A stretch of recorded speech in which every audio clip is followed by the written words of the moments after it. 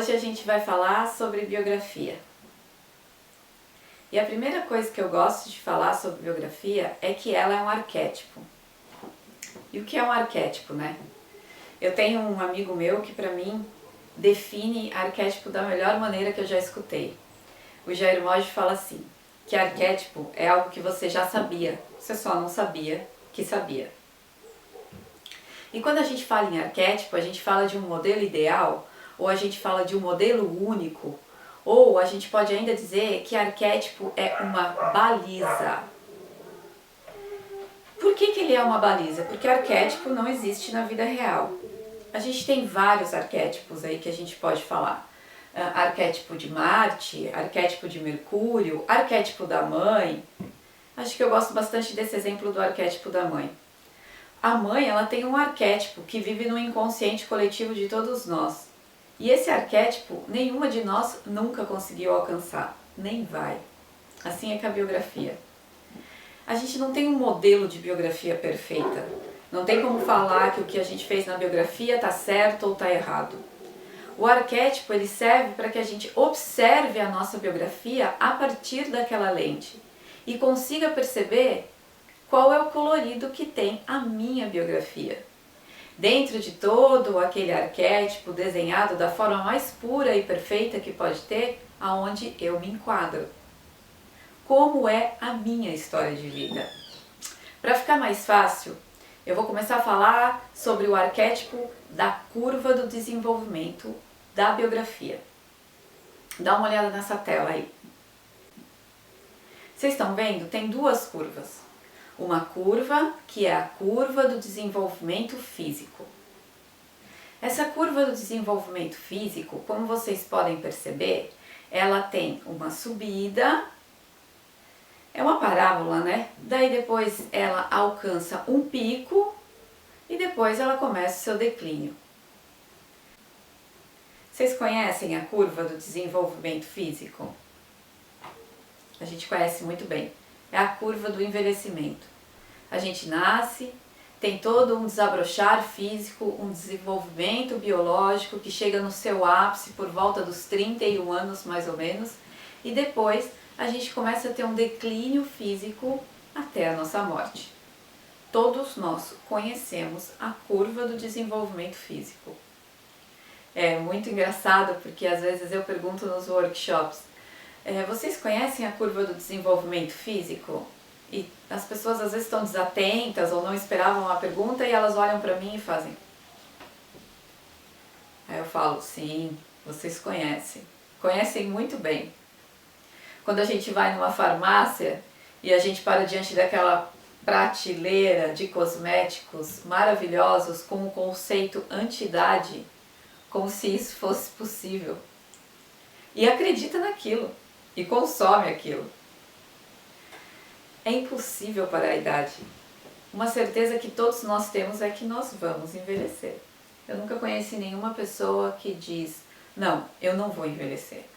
Essa curva, justamente porque ela é uma verdade absoluta e incontestável, ela acontece em nós de forma totalmente inconsciente.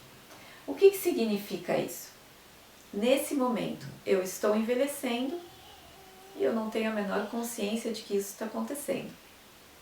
Eu não preciso trabalhar para envelhecer. Aliás, às vezes acontece o contrário, né? A gente faz um puto esforço para fazer o caminho inverso, o que também não adianta.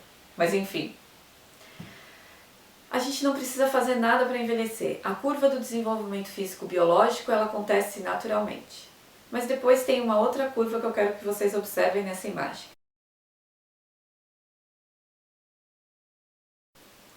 Viram só? Essa curva que se cruza com a curva do desenvolvimento físico-biológico é o que a gente chama de curva do desenvolvimento anímico-espiritual. Se eu te perguntar, você conhece a curva do desenvolvimento anímico-espiritual? Pode ser que você me diga, não, não conheço. E pode ser de fato que você nunca tenha pensado a respeito dela.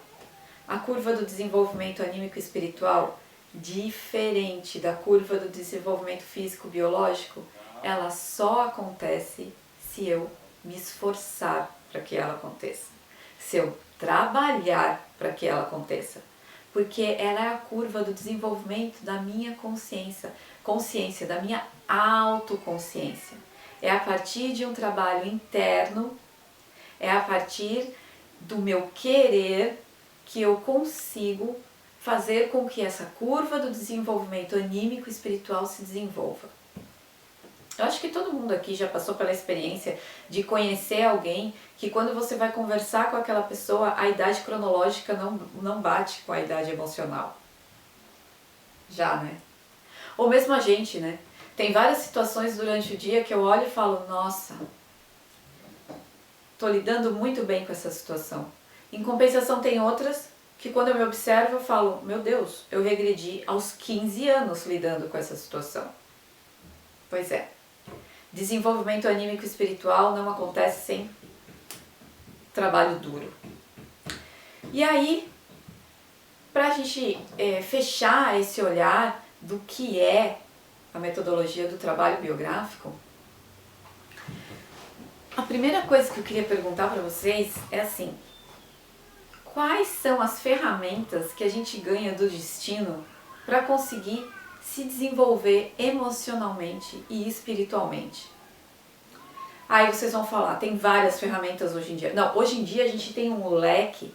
Há 10 anos atrás, quando eu comecei a estudar isso, nem era tudo isso, mas hoje em dia a gente tem um leque infinito de ferramentas para o autodesenvolvimento e para o autoconhecimento. Então a gente pode falar que tem o yoga, a gente pode falar de mindfulness, a gente pode falar de meditação, a gente pode falar de um seminário biográfico curto, a gente pode falar de análise, uma infinidade de coisas. Mas existe um presente que a gente ganha do destino. Porque é interessante, né? Às vezes a gente vai viajar e lá no interior, no meio do nada, tem uma casinha aonde mora uma pessoa que nunca nem sequer ouviu falar em Steiner, nem Freud, nem Jung, não pôde nem sequer frequentar a escola. Muitas vezes a igreja era bem longe. E você vai conversar com ela, ela tem uma sabedoria que você não consegue nem compreender de onde vem. O destino nos dá um presente que é muito valioso para que a gente possa fazer esse caminho do autodesenvolvimento e autoconhecimento. Qual é o momento da nossa história de vida que a gente para, reflete, se pergunta sobre o porquê está fazendo aquilo e o que precisa ser mudado? Aquele momento em que a gente olha pra gente e fala, assim não dá mais para caminhar. Que momentos são esses? São os momentos de crise. As crises é o nosso grande presente do destino para que a gente possa fazer essa transição de consciência de um momento para o outro. Para que a gente possa ser mais autoconsciente, para que a gente se perceba quanto indivíduo no social. E o que a gente faz na metodologia do trabalho biográfico é organizar isso, olhar isso através de uma linha do tempo e conseguir compreender o que cada crise que faz parte daquela determinada idade pode nos trazer como caminho de autodesenvolvimento e autoconhecimento. E aí você pode me perguntar, tá, mas agora já passou, vale a pena olhar? Organizar a biografia de 7 em 7 anos, como a gente faz. Por que 7 em 7 anos?